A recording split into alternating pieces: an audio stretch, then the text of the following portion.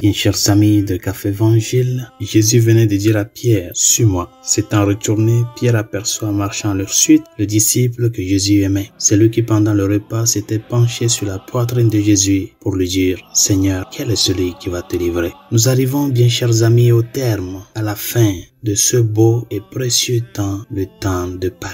Et la parole qui doit résonner dans nos oreilles, comme le grand trésor que le Seigneur nous a laissé tout au long de ce cheminement que nous avons fait avec lui, c'est cette dernière parole qu'il a dirigée à Pierre, « Suis-moi ». C'est le message du temps de Pâques, c'est le message de la fin de ce temps liturgique. Ce n'est qu'une fin dans le contexte liturgique, mais toute notre vie doit être une Pâques. Une Pâques dans ce sens que l'appartenance au Christ, l'amour qui nous a manifesté, dont nous avons fait l'expérience, et la conscience de que cet amour appelle notre attitude de gratitude doit nous amener à ne pas oublier qu'il y a des moments dans la vie où le message que nous portons de par notre témoignage sur le Christ va déranger les gens. Et si nous voulons demeurer dans cette attitude d'obéissance et de gratitude, nous devons être prêts à embrasser cette croix-là, être rejetés par les gens. Cette croix qui nous amènera à rendre le témoignage ultime du Christ avec notre vie. C'est pour cela que je dis, toute notre vie doit être une Pâques, être préparée à souffrir, à être immolé, à mourir pour pouvoir ressusciter avec lui. Ce sont les dernières paroles que le Seigneur nous dirige à tout un chacun de nous, comme il a dit à Pierre, « Suis-moi ».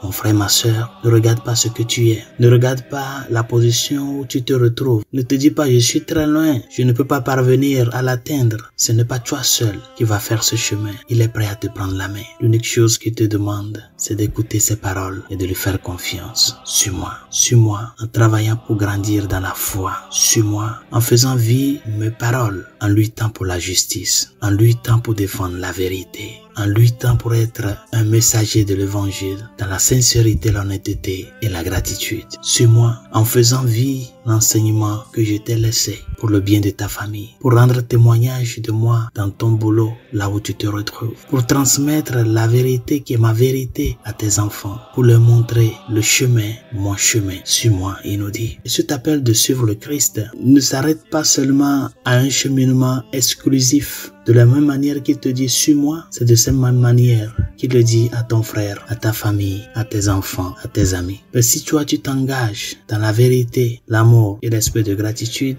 quand toi tu sonnes la sonnette d'alarme en prenant le chemin qui mène au Christ, en le suivant de par ton exemple de vie, beaucoup d'autres personnes aussi prendront le chemin. Ils prendront le chemin parce que tu es devenu une lampe qui les éclaire. Ils prendront le chemin parce que tu es devenu un moyen qui les amène à la fin, l'ultime fin qui est le Christ.